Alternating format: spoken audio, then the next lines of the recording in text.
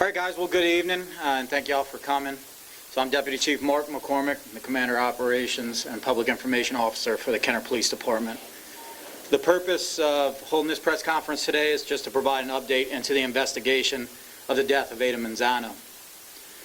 As you know, he's a media member down in the city of New Orleans working for this year's Super Bowl.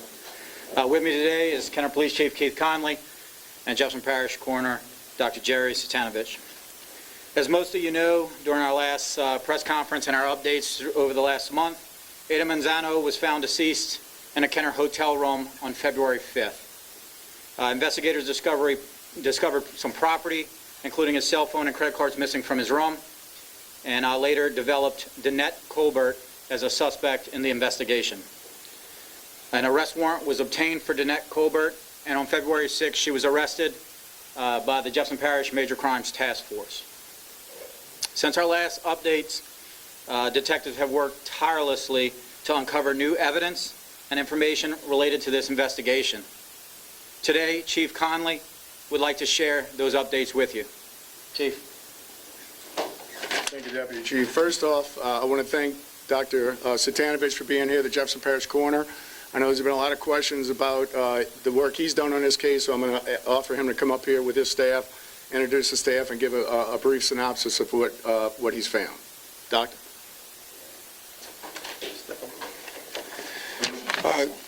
Good afternoon, everybody.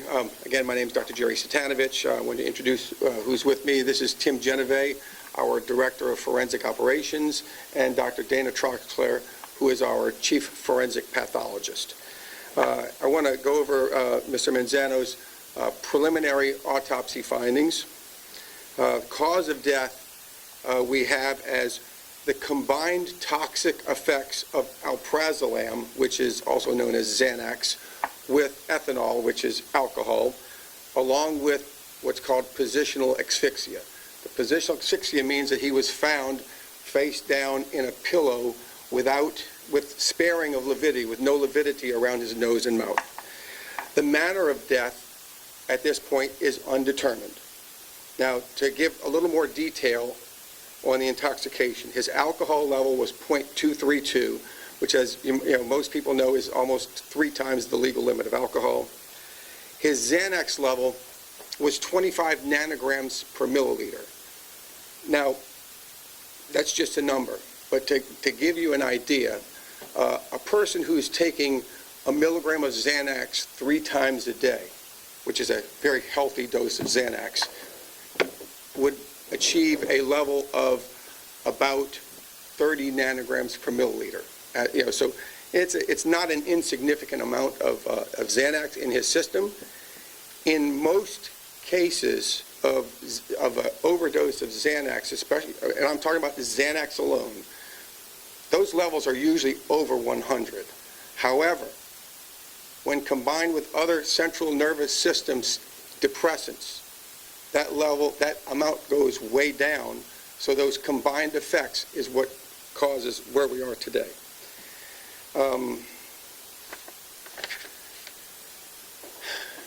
I know that people will ask, well, I'll address it on the front end.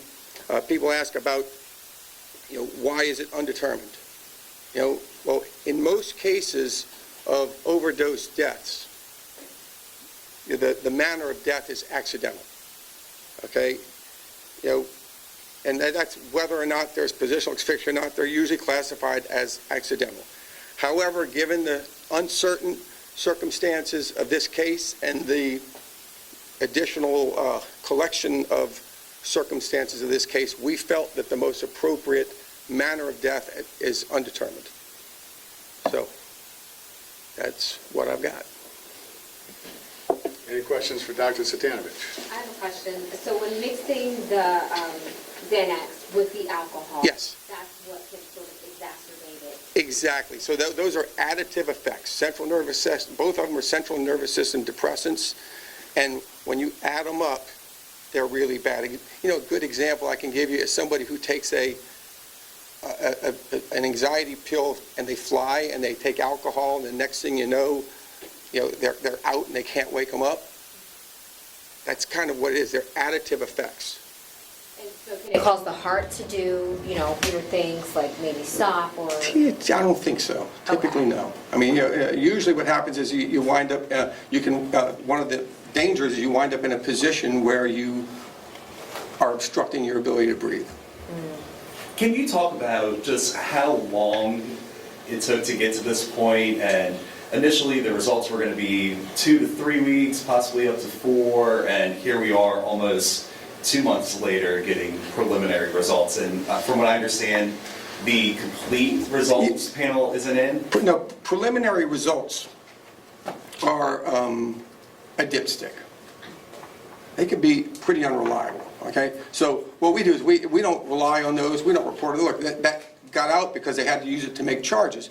But for us, what we want is confirmatory testing that we got from a company called NMS. They are nationally pretty much the gold standard of forensic laboratory a company, and so we waited to get their results. And that can take anywhere from a month to 3 months. You use the example of one person taking 1 milligram of Xanax 3 times a day. So about how many milligrams do you think he was given? I don't know. I don't know. At this point, with the toxicology testing, I know narcotics were allegedly found in Ms. Manzano's home. When y'all tested what was found in her home, can you confirm that that was the drug in Manzano's system, the exact match? Actually, well, I can't, because I can tell you it's the same drug, okay, it's Xanax, okay, but, we don't have that drug, and I don't know if there's a way to test a batch to see if it's the same or not, so I don't think I can answer that question, but I can tell you, I'm told, again, my office doesn't do that part of the investigation to test what was found at her home. I can only, confirm what was found in his system, and it was Xanax. How difficult is this case going to be now that the death is unclassified and drugs are in Manzano's system, drugs were found at Ms. Colbert's home, but y'all haven't been able to definitively say that it is the exact same? There's a lot of dot connecting that's going to be done, not necessarily by our office, but there's a lot of work yet to be done, investigatory work. So we can't say suffocation or anything was his cause of death, we just saying it's undetermined right now? Yeah,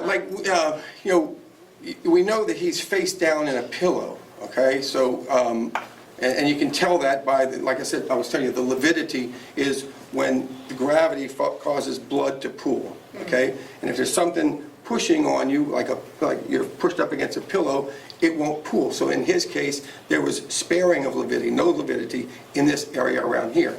But you don't know if he just passed out that way or if someone was potentially holding him down. That's a good point. So can you explain the state he was found in with the asphyxia? So what was it again? He had blood in his hole? Or what you said it was again? No. Lividity is when blood pools, causing you to look flushed, I guess is the best. Internal. Yeah, it's internal. It's not bleeding. It's the blood in your capillaries. Just gravity just pushes it down, with gravity. So it was like internally, like in his face? Internally, yeah, not blood coming out. No. Okay. Sorry if I didn't explain that well. Yeah. Okay. All right, thank you, Doctor. Very welcome. That being said, further updates from the Kenner Police Department. We have identified and arrested an accomplice of Danette Colbert, Ricky White, who's kind of a transient. His last known address was in Gretna. Officers had developed him as a suspect going through information and evidence of this case. A warrant was issued for him. He was found in Hollywood, Florida. Friday, he was taken into custody by U.S. Marshals, Hollywood Police Department, and Secret Service Task Force, as well as members of the Kenner Police Department.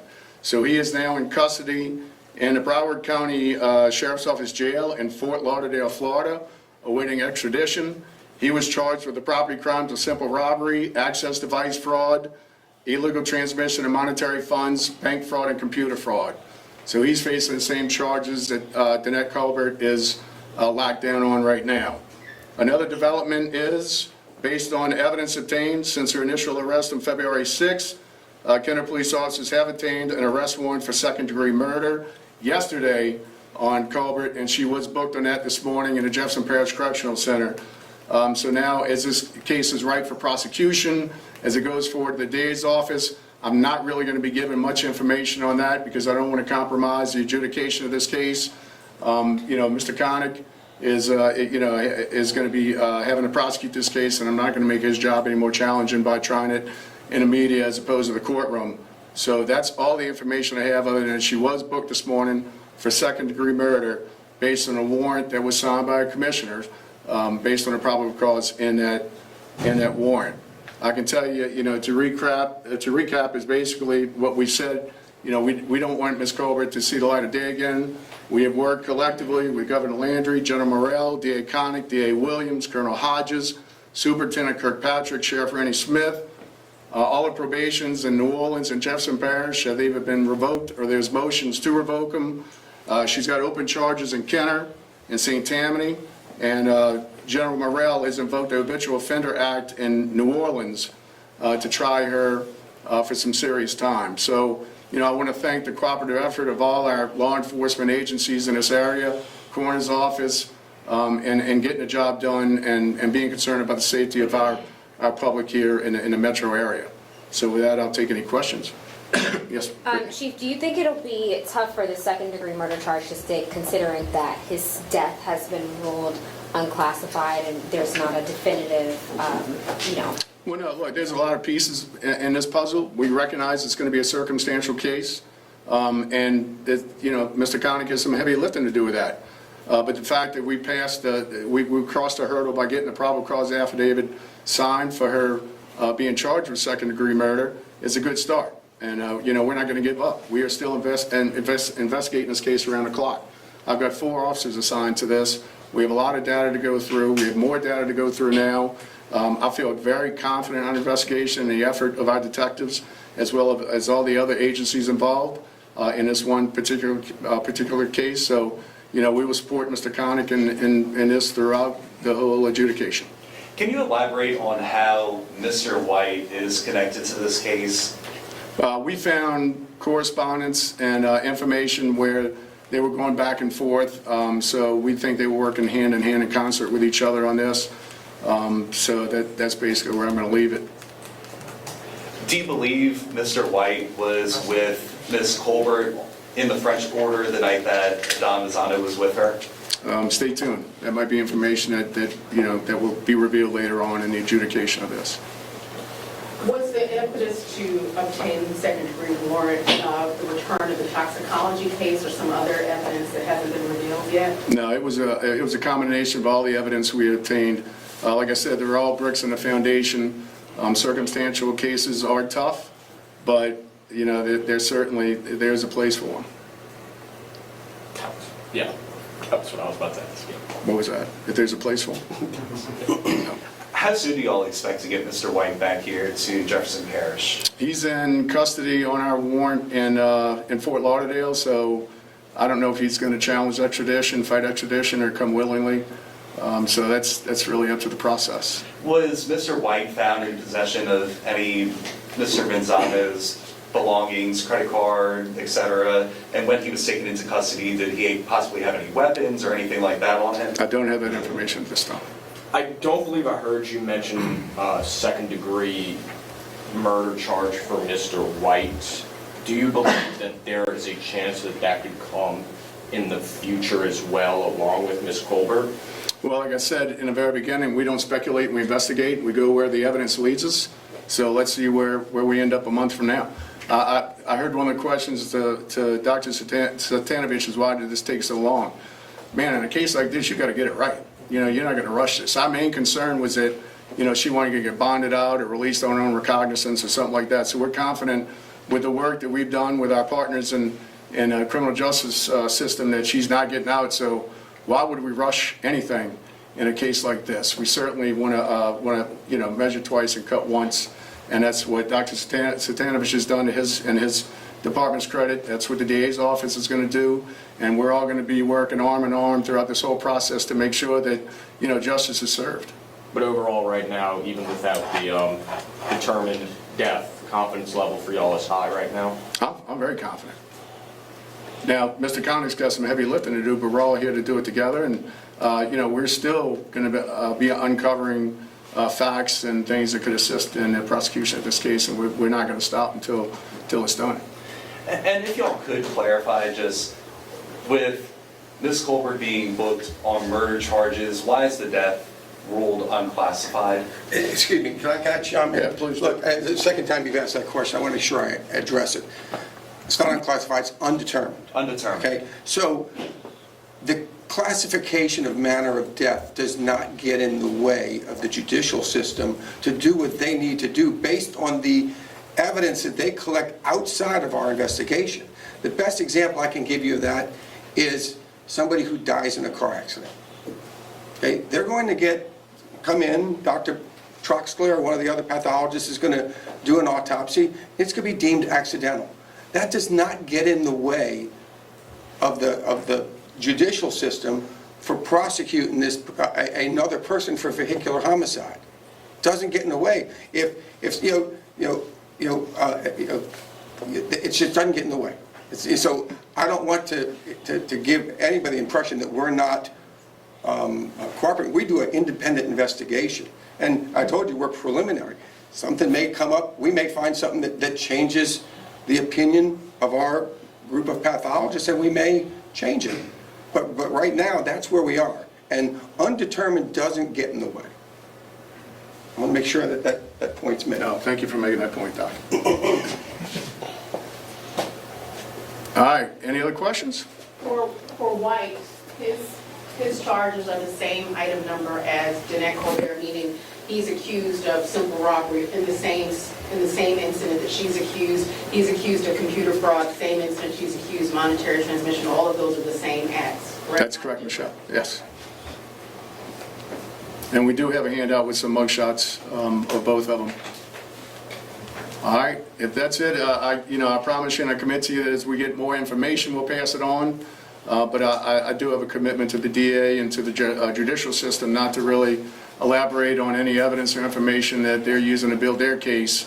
But I can assure you that the men and women of the Kenner Police Department and these other agencies that we've been working with are still working hard and moving forward to make sure that no other family has to go through this kind of loss, and that Mr. Manzano did not die in vain because of the effort that we're all given to make the streets a little bit safer by taking these kind of criminal elements off the street collectively together as a criminal justice component.